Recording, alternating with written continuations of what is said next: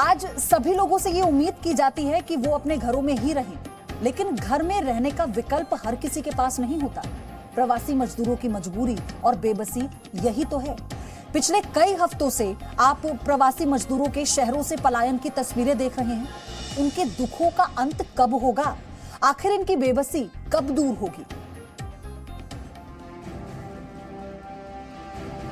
घुप अंधेरे में चमचमाती रोशनी को निहारता बेबस मजदूर,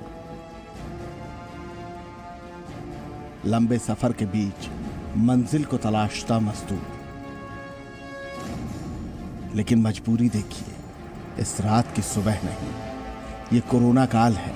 कंपनी बंद हो गई, मेहनत का शाद थम गए। रोजी का संकट लेकर हल्दिया से निकल पड़े बिहार के गया की ओर।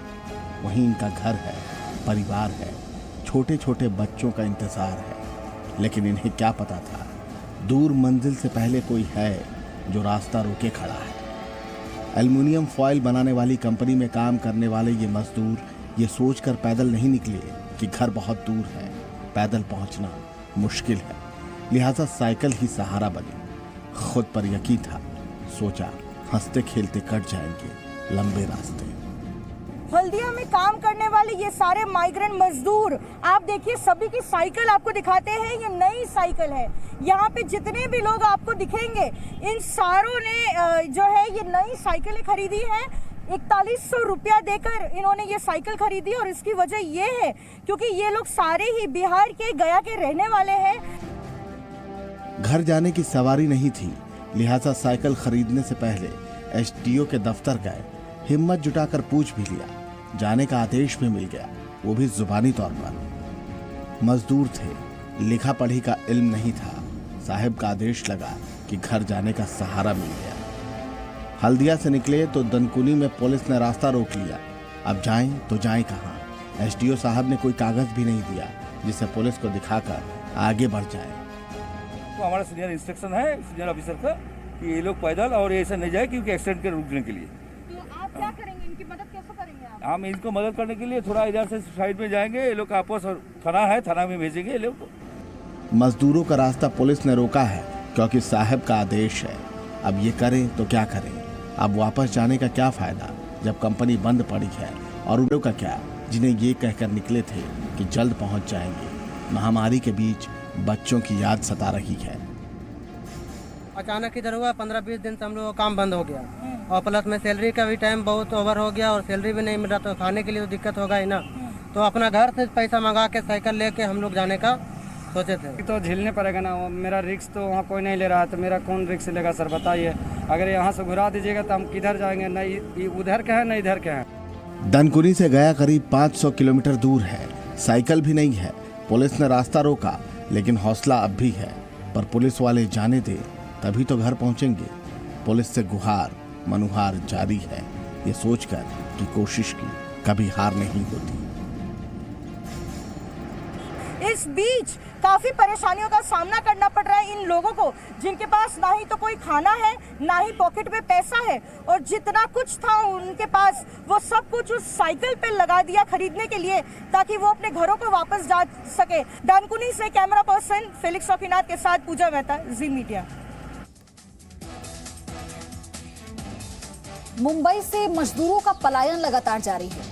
यूपी, मध्य प्रदेश, पश्चिम बंगाल से लेकर दूसरे प्रदेशों के लोग पैदल ही घर जाने के लिए निकल पड़े हैं। सिर पर गठरी, सामान का बैग और कड़ी धूप में प्रवासी मजदूर बच्चों और साथी मजदूरों के साथ दिन रात चलने वाले थकान भरे पैदल सफर पर निकले हुए हैं।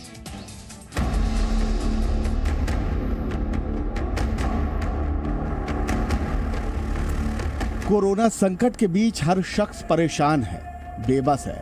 मजदूरों का काम ठप है, अब रोटी का संकट है जो जिंदगी पर भारी पड़ रहा है। तो मजदूर मुसीबत की इस घड़ी में घर के लिए निकल पड़े हैं। सिर पर सामान का बोझ लिए चिलचिलाती धूप से हौसला टूट रहा है। कोई हाल पूछ ले तो आंखों से बेबसी के ये आंसू निकल आते हैं। खतरा जरूर है पैदल चलने में, लेकिन उनकी मजबूरी है, क्या करें, रोजी रोटी नहीं रही और भूखे प्यासे रहने से बेहतर है कि वो अपने गांव की तरफ ही निकल पड़े। हालांकि इनके न ट्रेन का इंतजाम है न बसों का इंतजाम है, ये पैदल अपने सामानों को लेकर निकले हुए हैं। 3 दिन से भूखे रह रहे यहाँ पे और हम लोग के खाने का कोई बंदोबस्त नहीं है। रोड पे रहते हैं सर हम लोग पैदल जा जाएंगे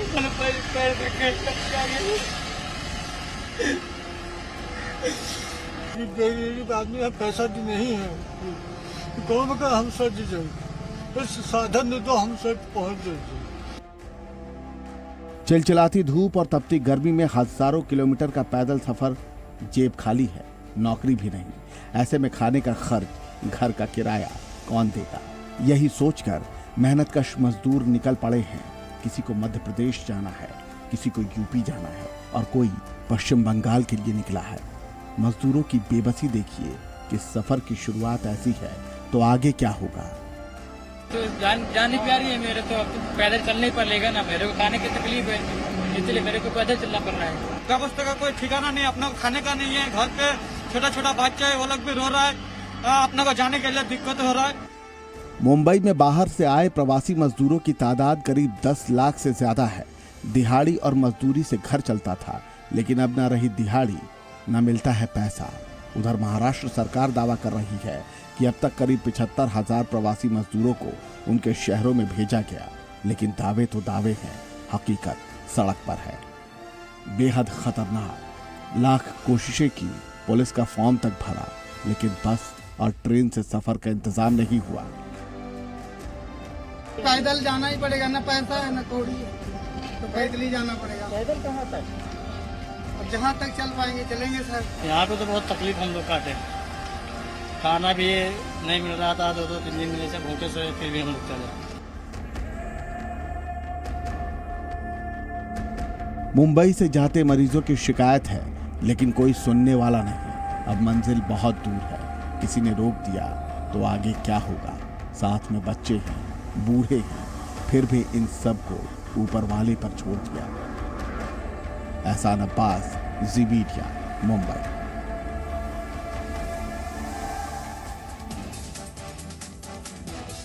तो आप ये समझिए कि कोरोना के वार ने देश के हजारों लाखों मजदूरों को लाचार कर दिया है।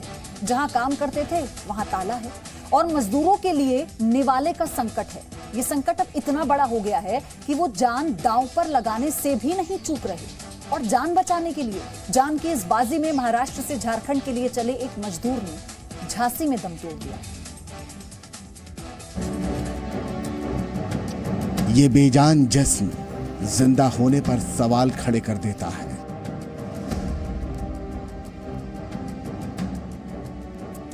ये थम चुकी सांसें हजारों सवाल करती हैं।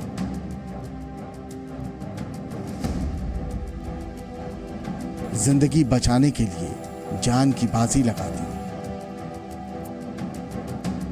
लेकिन मौत ने फिर भी रास्ता ढूंढ लिया और अब सड़क किनारे द्वारका प्रसाद की लाश पड़ी है,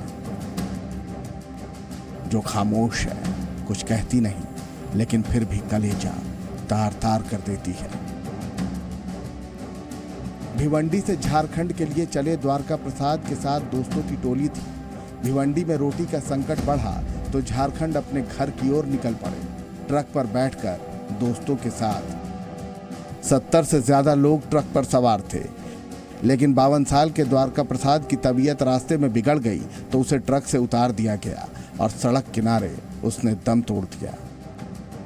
तो मेरा साथी लोग था, जबरदस्ती हम मेरे को और उसको दोनों को उतार दिया रोड के किनारे। तो पास में पेट्रोल पंप था, तो मैं पेट्रोल पंप के पास से एम्बुलेंस का नंबर ले फ़ोन करवाया। उसके बाद वो फ़ोन किया, उसके बाद पुलिस आई, उसके बाद तुरंत एम्बुलेंस आया। उसके बाद एम्बुलेंस में लेके झांसी सिविल हॉस्पिटल में लाया गया और उसके बाद डॉक्टर ने उसको मृत घोषित किया। ये मजदूरों की मजबूरी है, जहां जिंदगी उन्हें मौत से भारी लगने लगी है। रोजगार छिन चुका है तो भूख का संकट सांसों से बड़ा होने लगा है और उसी भूख से बचने के लिए द्वारका प्रसाद ने शायद मौत को गले लगा लिया। ब्यूरो रिपोर्ट, जी मीडिया। तो देश के बाकी शहरों की तरह मुंबई से भी मजदूरों का पलायन जारी है। मुंबई को बनाने और चमकाने में अपना खून पसीना मिलाने वाले लोग अब उसी मुंबई के अपने घरोंदों को वीरान कर जाने के लिए मजबूर हैं। सबकी अपनी अपनी कहानियां हैं और सपनों की दुनिया छूटने का बहुत गहरा दर्द है।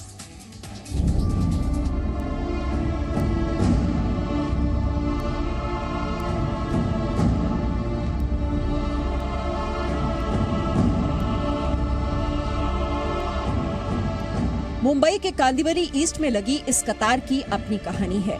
एक और जहां इन लोगों को इस बात की खुशी है कि वो अपने घर लौट रहे हैं, तो उस शहर को छोड़ने का गम भी है जहां रहते हुए कभी इन्होंने अपने और अपने बच्चों के भविष्य के लिए कई सुनहरे सपने संजोए थे।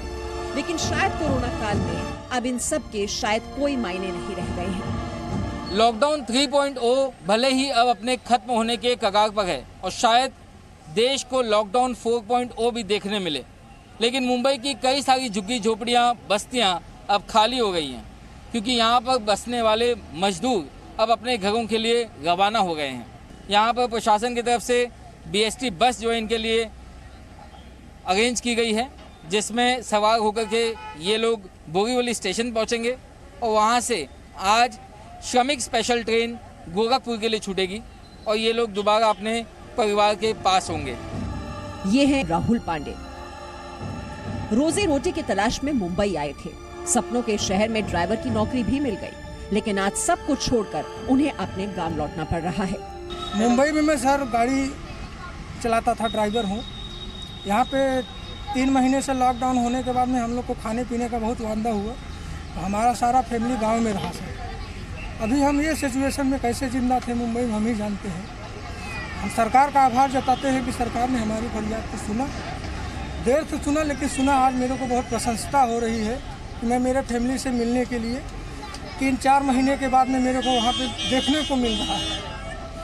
राहुल पांडे की तरह गोरखपुर के उपेंद्र कुशवाहा को भी अब इस शहर को छोड़ना मजबूरी है। फरवरी में नौकरी की तलाश में मुंबई आए थे, महीने भर नौकरी भी की, लेकिन कोरोना काल में नौकरी भी छूट गई। अब वापस गांव जा रहे हैं। अरे हम तो फरवरी में इधर आए थे, अपना कोई नौकरी की तलाश में कुछ दिन महीने दिन नौकरी किया, उसके बाद जो इधर उधर भटक रहे हैं। अभी खाने पीने का, रहने का तमामों तरह का दिक्कत आ गया। इस पोजीशन में हम चाहते हैं हम अपने जो है अपने ज़िले, अपने गांव, उत्तर प्रदेश में पहुंच जाएं। उधर हमारा खेती है, घर है, सब कुछ है, उधर खाने का, रहने का कोई तकलीफ नहीं है। इसके लिए अभी महाराष्ट्र सरकार ने जो है उद्धव ठाकरे जी मुख्यमंत्री हमारी बहुत राहत की है और बहुत जो है व्यवस्था ठीक की है, साधन का व्यवस्था की है। इसलिए हम लोग सब लोग राजी खुशी से अपने गांव उत्तर प्रदेश को जा रहे हैं। शहरों से पलायन करने वाली बड़ी आबादी का यही दर्द है, लेकिन इस बात का भी खतरा है कि जो लोग शहर से गांव जा रहे हैं, कहीं वो कोरोना का खतरा गांव तो नहीं ले जा रहे। पिछले 2 महीने कई सारे परिवार जो खाने के लिए तरसे, लंबी कतार में खड़े होकर के कभी उन्हें खाना मिला, कभी दूसरों की मदद पर निर्भर गए, कभी खुद किसी तरीके से कमा करके अपने परिवार का पेट भरा। कुछ ऐसे लोग हैं जिन्होंने यहाँ पर रोजगार न मिलने की वजह से बहुत ही बुरे दिन देखे, लेकिन अब ये गांव जाकर के रोजगार के कोई नए साधन तलाश करके अपने परिवार का पेट पालना चाहते हैं। कैमरा पर्सन अशरफ के साथ राकेश त्रिवेदी, जी मीडिया, मुंबई। रहने के लिए छत नहीं है, खाने के लिए रोटी नहीं है और एक सफर है जो तय करना है। मीलों चल रहे हैं ये लोग, पता नहीं है कि पहुंच भी पाएंगे या नहीं पहुंच पाएंगे। ये तस्वीरें भावुक करने वाली हैं और दिल दहला देने वाली भी।